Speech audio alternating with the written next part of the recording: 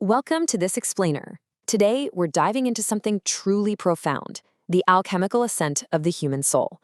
We're looking at how humanity is actively shifting from just passively observing the world to consciously participating in the cosmos. We'll explore how transforming our thinking, feeling, and will can actually allow us to perceive entirely new dimensions of existence, dimensions that remain completely unseen by our standard physical senses.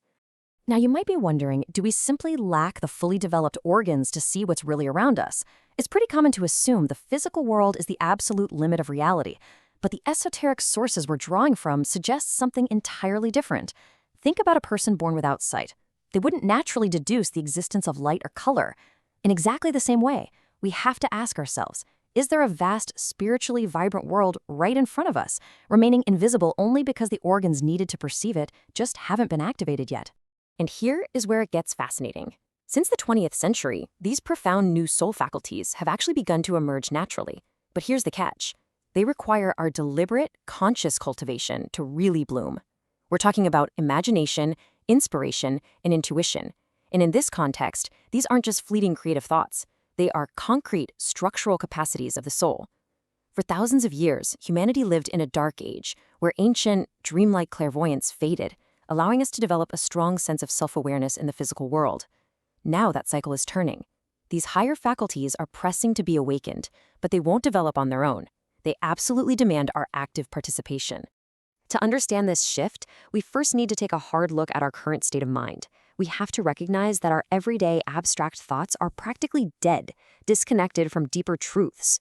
We rely so heavily on our intellect, but the sources describe modern thinking as a mere reflection, bound entirely to the physical brain. And because the physical brain is an organ of matter subject to decay, the thoughts it produces are described as thin and threadbare. They're dry. They completely lack the vital, pulsing life force required to comprehend grand cosmic realities. To ascend, we have to recognize the limitations of this purely materialistic intellect. Which brings us to the necessary transformation. We have to move from a dry, decaying intellect to planting living thoughts in fertile spiritual soil. Think of a physical seed. If you leave it on a dry table, it does absolutely nothing. But sink it into nourishing earth, and it sprouts. In the same way, we must take the dense thought seeds of philosophy, such as the complex ideas of Hegel, and sink them deep into the enlivening ground of spiritual science. Only through that process can our thinking become a living, breathing organ of perception. As these seeds mature, they bear fruit, replacing rigid external laws with the active inner power of moral imagination. When our thinking becomes living and spiritualized, we no longer need a strict list of external rules telling us what's right or wrong. Instead, we develop an internal compass. We generate our ethical actions freely from within, using the power of our awakened intellect. This represents a profound leap in human freedom. We become autonomous creators of morality, acting out of a deep, intuitive understanding of the world's spiritual needs. But the journey doesn't stop with the mind. This transformation of thought must build directly into our emotional lives, turning our very soul into an instrument for investigation. We can't just transform our minds, we must transform our hearts. While a physical scientist uses microscopes and telescopes, the spiritual investigator uses their own purified soul as the instrument. This means entering the crucible of feeling, where we bravely confront our raw passions, our deepest desires, and the very friction of our emotional existence. Now, what is really interesting here is how esoteric philosophy views the seemingly negative emotion of anger. It's seen not as a destructive force, but as a vital awakening teacher. Usually, we're taught that anger is simply bad and must be suppressed, but the sources reveal a hidden mission within anger. When we witness injustice or foolishness and flare up in righteous anger, it's actually the ego waking up.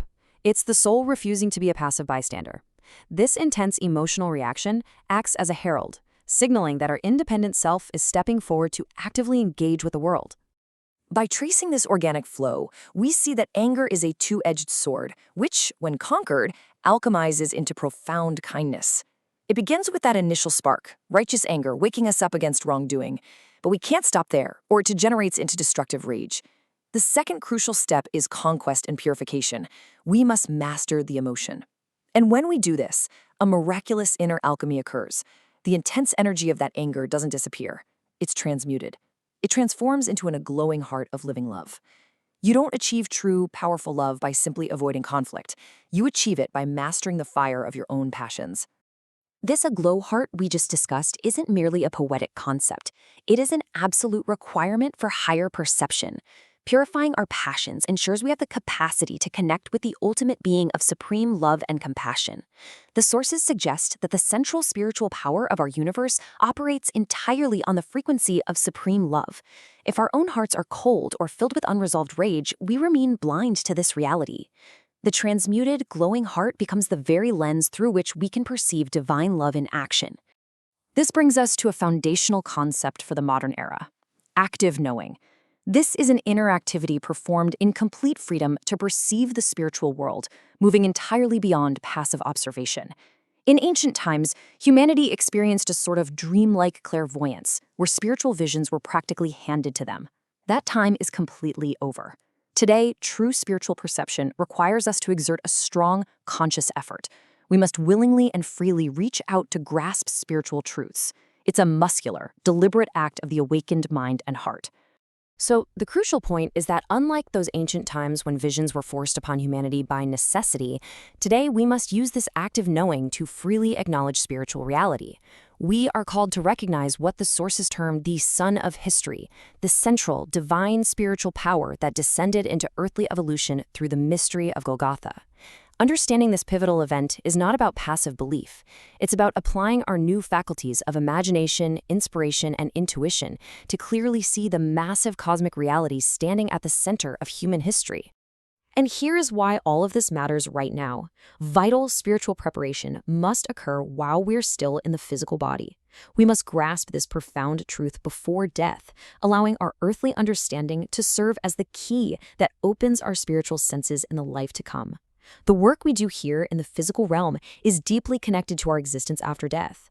If we ignore spiritual realities while we're alive, we arrive on the other side lacking the conceptual tools to understand our surroundings. Engaging with spiritual science and active knowing right now actively builds the perceptual organs we will rely on when we cross the threshold. Preparing through spiritual science also acts as a shield, ensuring we recognize the etheric manifestation of Christ rather than being deceived on the physical plane. If we remain trapped in purely materialistic thinking, we're going to expect ultimate spiritual resolutions to arrive in a physical body, leaving us incredibly vulnerable to false messiahs and grand delusions. But if we've done the inner work to develop our faculties, we will understand that the great spiritual return is a purely etheric event. It's an event perceived not with physical eyes, but with the awakened spiritual vision of the soul. To pull all of this together, humanity is undergoing a total transformation, a profound change of the soul's disposition from passive materialism to active consciousness. We are not meant to remain static. The journey from thin, threadbare thinking to living thoughts, the alchemy of transmuting anger into a heart aglow with love, and the disciplined practice of active knowing, all of this amounts to a total change in our disposition. We are shedding the skin of passive materialism and stepping into our true role as conscious, free beings, developing the spiritual eyes fire necessary to truly perceive the etheric world around us. As we conclude, I want you to consider your own inner alchemy and what steps you will take to awaken your dormant faculties for the journey ahead. The universe is waiting for us to open our eyes. Will you remain bound to the decay of modern materialistic thought, or will you choose to plant living thought seeds? Will you let your anger turn to bitterness, or will you purify it into an aglow heart of living love? The power to perceive the hidden spiritual realities is entirely in your hands. Thank you for joining me for this explainer, and I challenge you to start transforming your inner world today.